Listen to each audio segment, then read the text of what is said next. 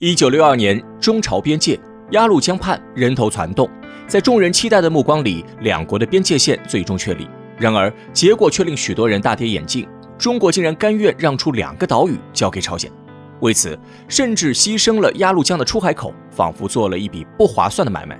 实际上，这一看似不聪明的举动背后，隐藏着鲜为人知的大智慧。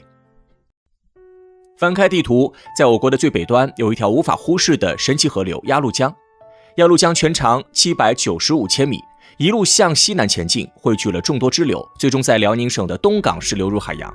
而说起鸭绿江，就不得不提起另一个重要国家朝鲜。原因无他，鸭绿江是中国与朝鲜的边界河。在鸭绿江附近有2个岛屿格外引人注目。上世纪50年代，在中国地图上，这2个岛屿清晰可见，那便是星岛与绸缎岛。这2个岛屿的地理位置特殊，正巧处于出海口，堪称战略要地。尤其是绸缎岛是淤积而成的小岛，直接与我国陆地相连。除了地理位置外，这2个岛屿的面积也值得一提，它们是出海口处最大的2个岛屿，有着极高的经济价值。换言之，渔业、贸易、运输都离不开这2个岛屿的助力。可是到了60年代，当我们再次打开地图，一个奇怪的现象却发生了。星岛与绸缎岛不再属于中国，而是被划分到了朝鲜境内。短短10年间，情况骤变，中国竟连续失去了2个出海口岛屿。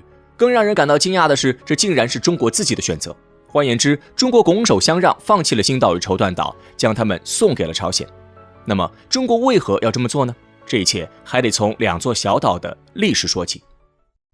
根据历朝历代的史书记载，我国拥有着对鸭绿江的完全掌控权，但随着时间的推移，鸭绿江自身也发生了变化。在变化的过程里，星岛与绸缎岛的重要性日益凸显。河道变迁是横跨了好几个世纪的关键词。1885年，中国仍处于清朝统治时期，统治者曾绘制地图，描绘北部海岸线的详细情况。有趣的是，当时地图中甚至看不到绸缎岛，直到几十年后，绸缎岛才由于河道变迁、水流减少而慢慢浮现。其实，星岛诞生的过程与绸缎岛类似，都是因为上游的泥沙慢慢淤积，面积持续扩大，岛屿才有逐渐成型的空间。因此，尽管这2座岛屿是鸭绿江沿岸最大的出海口，但是它们的性质从最一开始便十分特殊。一言以蔽之，这是2座诞生于近现代的崭新岛屿，没有历经古代的风雨。如此奇异的诞生方式，为后续围绕2座岛屿而产生的争端埋下了伏笔。对中国与朝鲜来说，近代史往往与动荡挂钩，在血与泪的征程里，中朝2国都面临着侵略者的无情践踏。历史的车轮滚滚向前，这2座岛屿也被裹挟进时代的风暴。1910年，日本抢先一步入侵星岛，这座小小的岛屿沦为了一颗棋子。从那之后，星岛悲惨的命运就此拉开帷幕。大约20年后，日本的铁蹄踏上东3省土地，为了满足不断膨胀的野心，一座发电站在丹东地区拔地而起，那便是水丰电站。日本是个贫瘠的岛国，各类资源有限，因此他们侵略的首要目标就是将地大物博的中国变成日本的资源库。然而，这个举动却率先给朝鲜带来了灭顶之灾。在修建水电站的过程里，日本不计后果，导致海水上涌，淹没了好几个朝鲜岛屿。于是，日本便想出了一个主意，那就是将星岛赔偿给朝鲜。这样一来，既缓和了矛盾，又不会对日本本土造成损失。而与星岛紧密相连的绸缎岛也没能逃过。因此，在混乱而动荡的30、40年代，这2座岛屿如同飘萍一般四处浮沉。当时面临外部侵略，困扰中朝2国的麻烦太多，无人能腾出精力顾及这2座岛屿的归属。1945年，日本投降，建立新世界的号角已经吹响。按理来说，所有侵略者、殖民者做出的决定都应该作废，无论是星岛还是绸缎岛，中国势必要重新接手。然而，现实情况却比人们所想象的复杂许多。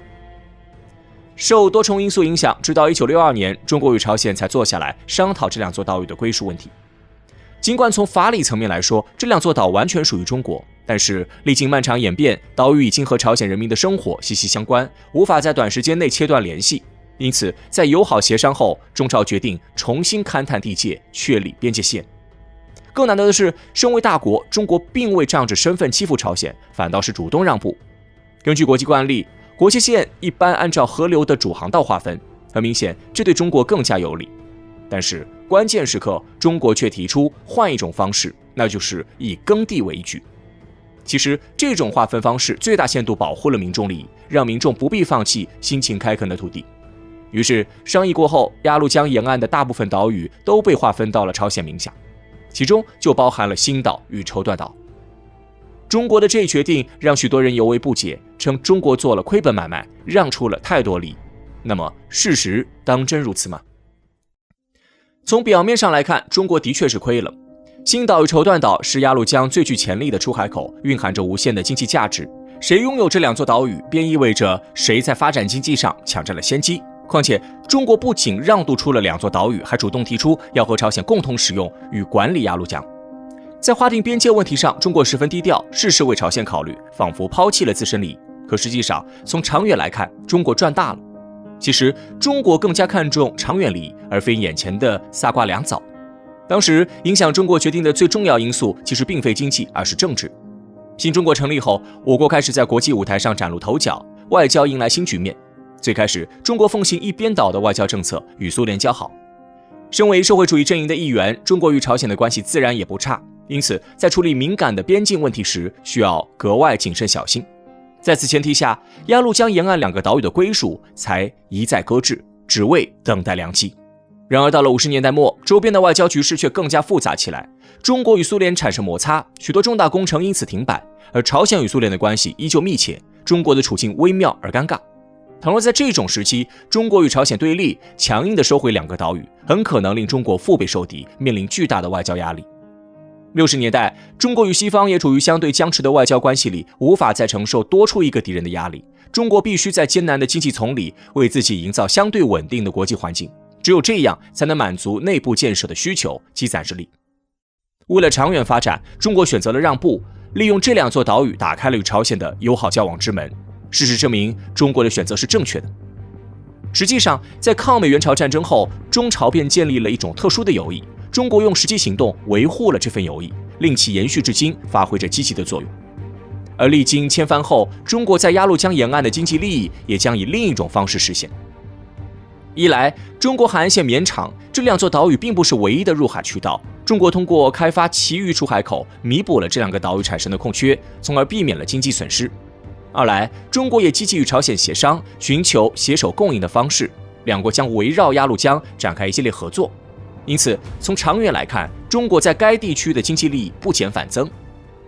让出两座岛并非是中国的退让，相反，这是深刻政治智慧的体现。这两座岛屿的故事背后，隐藏着曾经动荡艰难的年代，以及中国人积极解决问题的努力。